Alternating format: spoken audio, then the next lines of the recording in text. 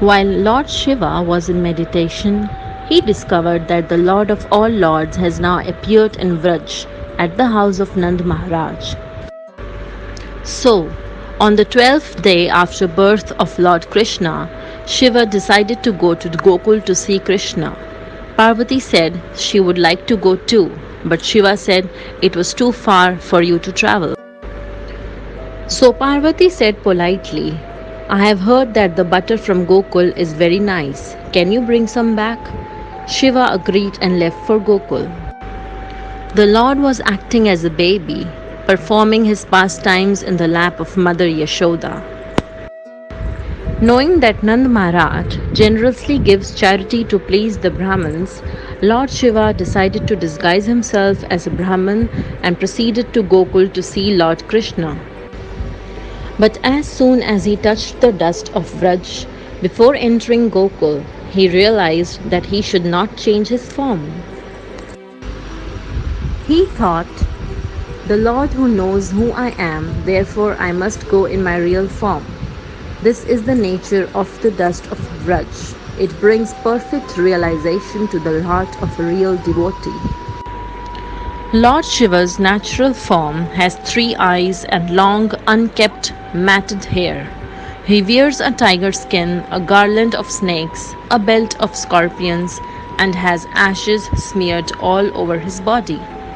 Exhibiting this fearsome form, he entered Gokul, proceeded to Mother Yashoda's house, and knocked on the door. He said, Bhiksham Dehi.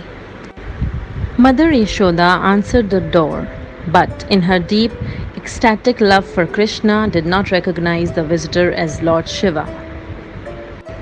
Yashoda, always being generous to visiting saints, said, Wait outside, I will bring you a gift. Lord Shiva replied, No, I do not want any gifts. I have come here to see your son. Upon hearing the visitor's request, Mother Yashoda replied, No, it is not possible for you to see him. Anything else you wish, you may have. I see you are hungry and in need of clothing. Please wait a moment and I shall bring you some nice prasad and clean clothes. Please take them and leave. Lord Shiva replied, No, I have everything. My wife is Annapurna, whom I have left behind to come and see your son. Please allow me to see your son, if only for a second.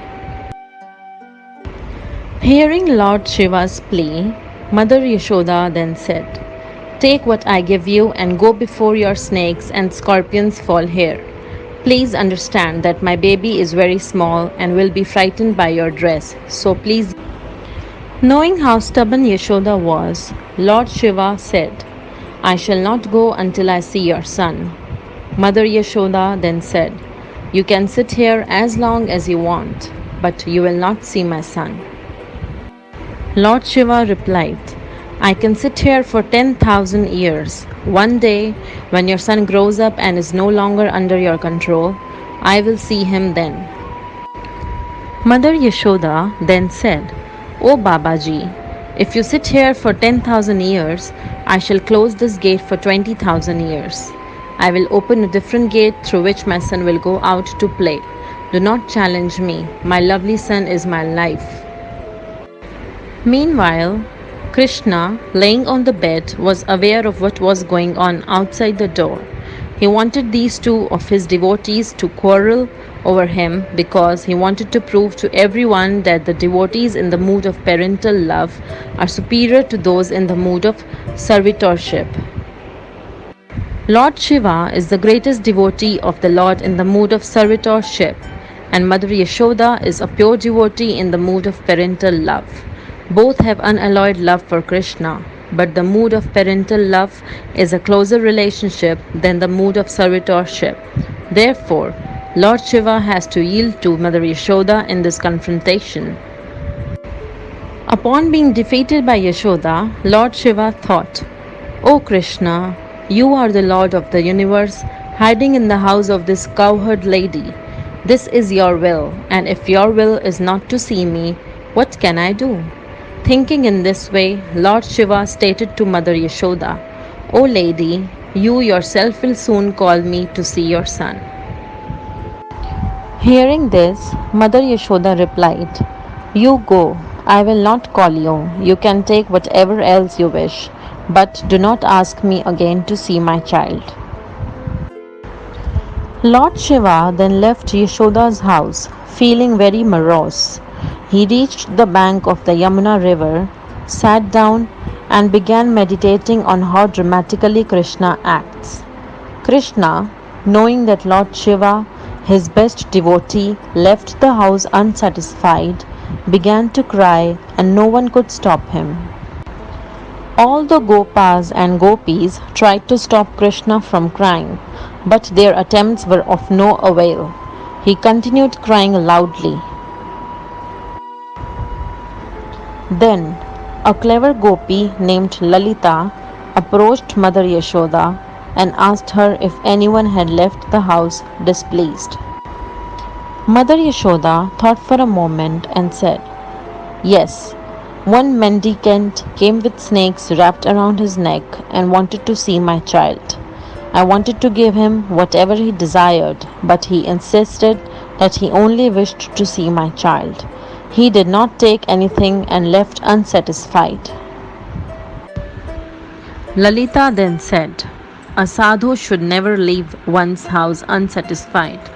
Whatever he wanted, he should have been given. This is the curse that is haunting your baby and all of us. Therefore, we must call the sadhu.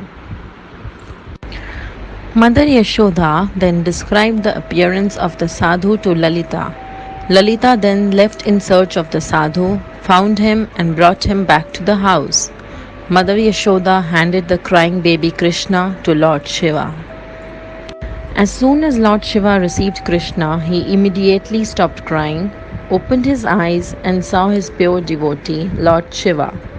Lord Shiva, having taken Krishna atop his lap, was lost in an ocean of transcendental ecstasy.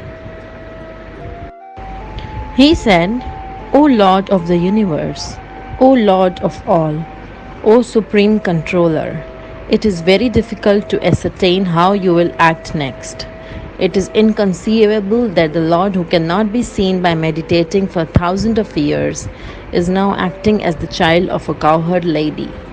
Only you know your desire, no one else does. O Lord, I simply pay my homage unto you.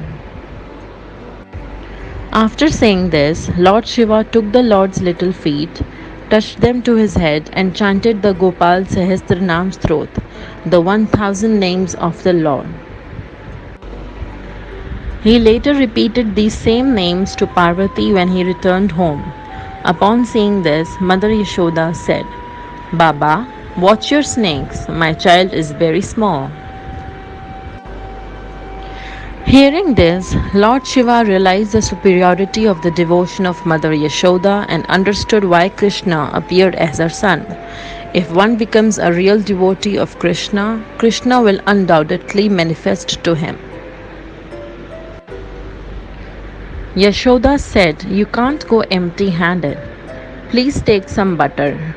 Shivji then remembered that he had to take some butter for Parvati. So he takes some butter and leaves for Kailash. On the way to Kailash, Shiva was thinking about Krishna, and lost in that thought, he did not realize that he was eating the butter. And when he reached Kailash, all the butter was finished. When Shiva reached Kailash, he told Parvati all about Krishna and how beautiful he is. Parvati said that fine, but what about the butter I asked for? Shiva, not realizing that the butter had finished, gave Parvati the container which had butter. Parvati said the container is empty. Shiva replied that the container was full, but I had not realized that I had eaten all the butter. Parvati said, Since you did not bring any prasadam for me, no one will eat your prasadam.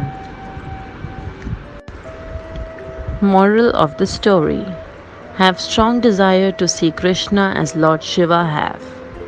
Serve sadhus and be careful not to offend them. Hare Krishna, Krishna Krishna, Hare Hare, Hare Ram, Rama Rama, Hare Hare. For more such videos, please subscribe to our channel Vedic Tales and press the bell icon to receive the notifications.